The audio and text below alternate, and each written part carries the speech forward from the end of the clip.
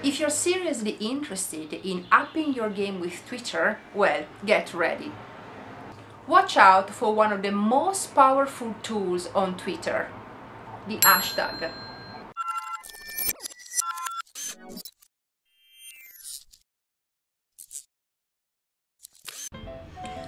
So let's have a look at how the hashtag works. So the hashtag basically is this sign, sometimes it's called pound sign or number sign. However, for the purposes of social media, usually this is called hashtag. So how do we use it? Well, we use it if we want to be found, where we talk about a specific topic. The easiest way to think about hashtag is just like it is a keyword. I'm taking an example, so basically I'm just going through people that I basically on my wall, so people that I follow, and you will see that in this case this person is using hashtag specifically for blog, comments and social media. Why?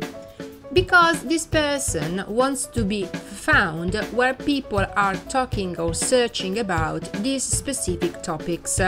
So every time that we want to maximize the possibility that our tweets are going to be found by tweeps, basically we use a hashtag. I'm going to give an example. Here we got blog. So if we click on it,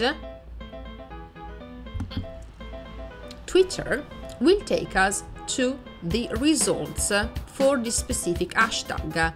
It means that it will collect all the posts that have used this specific hashtag.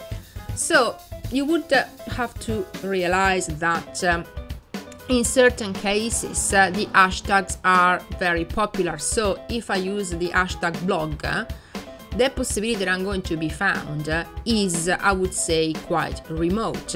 I'm not saying not to use it, because of course if an hashtag is very popular, you want to maximize, the opportunity to be found, but of course the competition is going to be quite high. If, for example, you are using an hashtag of something that is not too popular, well, of course you will rank high, because there are not many people talking about it, but at the same time it's unlikely that someone is going to look for the specific topic because it's not something that people are necessarily looking for. So here, there is a little bit of a trade-off. However, my suggestion is always to use an hashtag in your tweet without going overboard.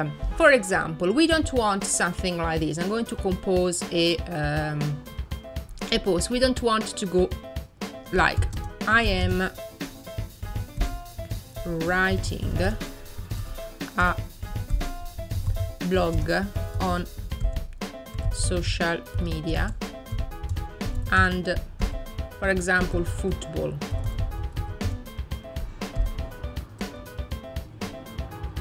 You can read it. This is definitely a bad use of hashtags, because you would see that it's not very easy to read it because there are far too many hashtags. So what you want to do is to use it, use one, maximum two per post, but don't use something like every odd word or every other word in hashtag, because people will get very annoyed because this is far too much, and also will make your post a little bit desperate on one side and unreadable on the other side.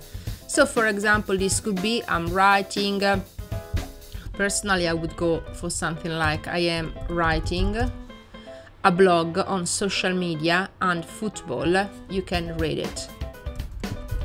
And then you can put, for example, your link. In this case, I am focusing on the main points, so the topic of the blog and the fact that it is a blog. You can also go for something like writing a blog on social media and football, because these are the topics that people are looking for. So if you're looking for something specific, for example, say I want to look for something about social media, I basically go hashtag. If you got a Mac, the hashtag is the Alt button and number 3. So I can go for something like social media. I go on search, and here basically I've got the posts about social media.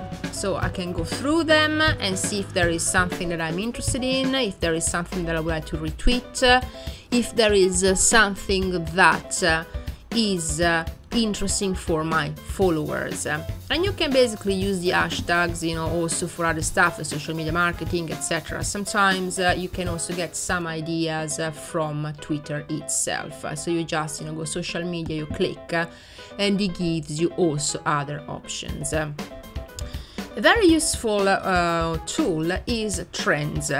So these are basically here on the left hand side a list of what is trending at the moment, so the most popular topics. And for example, Ask Jacob. Let's see what's Ask Jacob.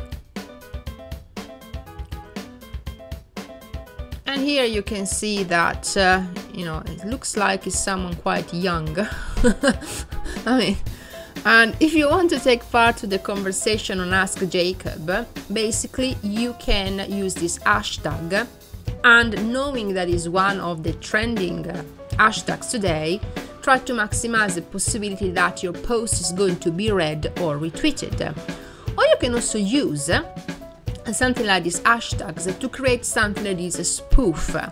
So, if there, of course, you will have to do it with something that is funny. You don't want to do it with an event that is a political event or, a tragic event. Another thing that is very helpful with hashtags is if you are taking part to an event. So let's pretend that you take part to the Milan Fashion Week. Okay. So 2014, I'm just making this up, and you will see that here are all the tweets related to that specific event. Usually when you go to an event live, they will give you an hashtag. I mean, if it is an event that is a little bit modern, and that means that you can use that hashtag specifically and tweet live. So again, this is very powerful because you can basically provide information in real time. Also, you can tweet and retweet the tweets of people that are taking part to that event using the same hashtag. And of course, you can be tweeted and retweeted. For example, if you're organizing an event yourself, I strongly suggest to create an hashtag, something that is short and easy to type. You don't want to go for something like Milan Fashion Week, all in words. It's too long. So always keep the hashtags of events straight to the point. And every time that you go to an event, ask the organizer what is the hashtag for this. So this is a brief explanation on how you can use hashtags. Well, there you have it, a complete guide to hashtags. If you like this video, make sure to subscribe to my channel by clicking the button below.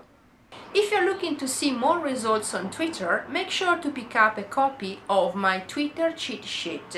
You can download it for free by clicking the link in the description box, down there. In it, I explain in a clear and concise way the actions that you have to take when you're using Twitter.